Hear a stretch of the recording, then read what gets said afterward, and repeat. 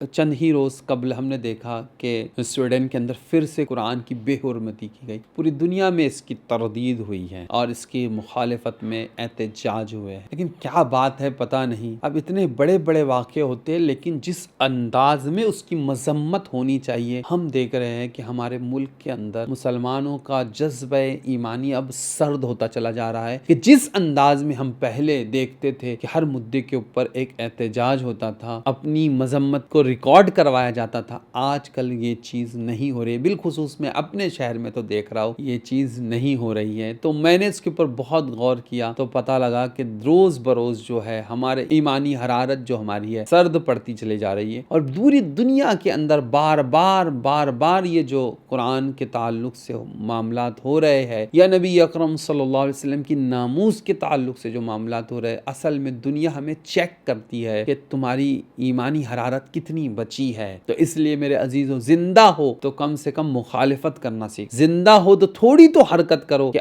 اتنی مقدس کتاب کو کی حرمت کو پامال کیا جاتا ہے لیکن ہمارے منہ سے کچھ بھی نہیں نکلتا. بڑے بڑے قائد کا کام یہ ہوتا ہے کہ وہ اپنی قوم کو لیڈ کرے، لیکن لیڈ کرنے کی بجائے وہ صرف اپنی تعریف اور توصیف میں لگے ہوئے ہیں کہ وہ چاہتے ہیں کہ شعرا جو ہے اسٹیجوں کے اوپر ہماری منقبت پڑے. میں اعلیٰ حضرت کا ایک شعر پڑھتا ہوں، اس کے بعد ایک واقعے کی طرف آپ کا اشارہ کروں گا. اعلیٰ حضرت فرماتے کرو مد ہے اہل دو الرضا، پڑے اس بلا میں میری بلا، میں گدا ہوں اپنے کریم کا میرا دین پا رہے نہیں. پس منظر اس شعر کا یہی ہے کہ کسی نے کہا تھا کہ ایک نواب تھا نان پارا کا، اس کے تعلق سے کہا گیا کہ اس کے لیے کوئی مدح کے اشعار لکھ دو آپ، تو تاکہ کچھ فائنینشیل ہیلپ اس کی طرف سے ہو جائے اس نواب کی طرف سے. تو اعلیٰ حضرت نے اس کے اوپر پوری ایک جو ہے نعت لکھی تھی. وہ کمال حسن حضور ہے کہ گمان نقص جہاں نہیں، یہی پھول خار سے دور ہے، یہی شمع ہے کہ دھواں نہیں. اسی کا مقطع ہے کرو مد ہے اہل دو الرضا، پڑے اس بلا میں میری بلا، میں غدا ہوں اپنے کریم کا میرا دین پا رہے نہ نہیں. اعلیٰ حضرت فرماتے کہ میں کسی کی تعریف و توصیف نہیں کروں، میں تو غدا اپنے کریم کا ہوں، یعنی حضور علیہ السلام کا میں غدا ہوں. اعلیٰ حضرت تو یہ تعلیم دے رہے ہیں حضور کی تعریف و توصیف کروں گا یا کسی نواب کی تعریف میں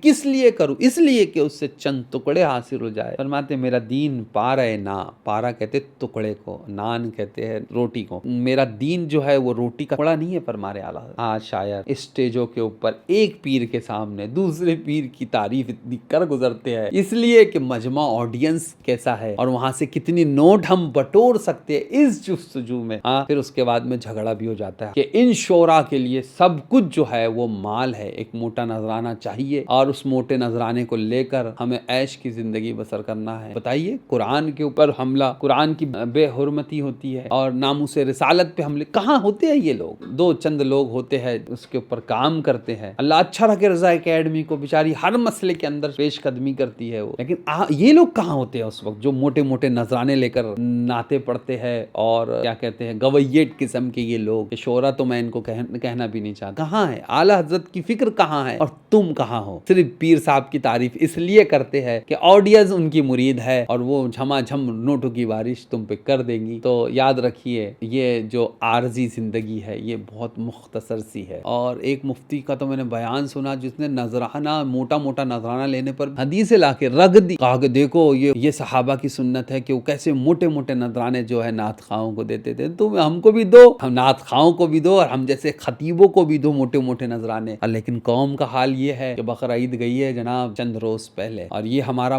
اپنا مشاہدہ ہے. اگر نہ میرے ساتھ چلیے میں بتاتا ہوں ایسے بہت سے غریب وہ بھی ہے ہمارے اس شہر میں ہی جن کے گھروں تک ایک گوشت کی ڈلی تک نہیں پہنچی. سمجھ میں آ رہا ہے؟ ایک گوشت کا پیس تک نہیں پہنچ سکا. ہاں لیکن آپ جلسوں پہ پیسہ خرچہ کیجئے، جلوسوں پہ پیسہ خرچہ کیجئے. یہ مولوی جو حضرات ہیں، بہت تلخ لہجہ ہے میرا، میں بہت سخت بات کہنے جا رہا ہوں کہ زکوٰۃ تو کھائی تھی، اب قربانی بھی لوگ کھانے لگ گئے ہیں اور اس کے بہت سارے طریقے لوگوں نے ایجاد کر لیے ہیں کہ جمع کرو پھر کہیں جا کر ہم قربانی کر دیں گے. واللہ عالم وہ کرتے بھی ہے یا نہیں کرتے اس کا ہمیں علم نہیں، اس لیے ہم کوئی الزام بھی نہیں لگائیں گے. لیکن یہاں کے غریب وہ ہے جن کو سال بھر شاید گوشت کھانا میسر نہیں ہوتا، تو قربانی تھی اللہ کی رضا کے لیے آپ کر رہے تھے تو شاید ان کے گھر پہنچاتے نہیں. لیکن ہم کیسے پہنچائیں گے؟ ہم کو تو نذرانہ دینا ہے گویے صاحب کو اور ہم کو نذرانہ دینا ہے اول فول بکنے والے خطیبوں کو، اور چلا پکار کر کے اونچی اونچی آوازوں میں بات کرنے والے خطیبوں کو پیسہ دینا ہے، شاید وہی آپ کے نزدیک سب سے بڑا دین کا کام ہے۔ آپس میں بس لڑتے رہیے، اور میں نے اس کے پہلے بھی کہا تھا کہ پہلے بھی ہم جب لڑ رہے تھے تب بھی ہمارے خلاف اغیار کام کر رہے تھے، آج بھی ہم لڑ رہے ہیں اور آج بھی ہمارے خلاف اغیار منظم ہو کر وہ ایسی منظم سازشوں کے ساتھ میں تمہارے پیچھے لگے ہوئے، لیکن ہمارا تو حال یہ ہے کہ آنکھیں ملنا، جھنجھڑا پڑنا، لاکھ جمائی انگڑائی، نام پہ اٹھانے کو لڑتا ہے، اٹھانا بھی کوئی کالی ہے۔ اللہ کی بارگاہ میں دعا ہے مولا کریم ہمیں خیر و عافیت کی زندگی نصیب فرمائے اور حالت حاضرہ کو سمجھنے کی بھی توفیق رفیق عطا فرمائے۔ بہت سارے افراد ہیں جو دیکھتے ہیں لیکن سبسکرائب کا بٹن دباتے وقت شاید عزت نفس جو ان کی ہے روکتی ہے کہ وہ سبسکرائب نہیں کرتے، تو میں چاہوں گا کہ آپ سبسکرائب بھی کریں، ویڈیو کو لائک بھی کریں، اور اچھی لگے تو اس کو شیئر بھی کریں۔ السلام علیکم ورحمۃ اللہ وبرکاتہ۔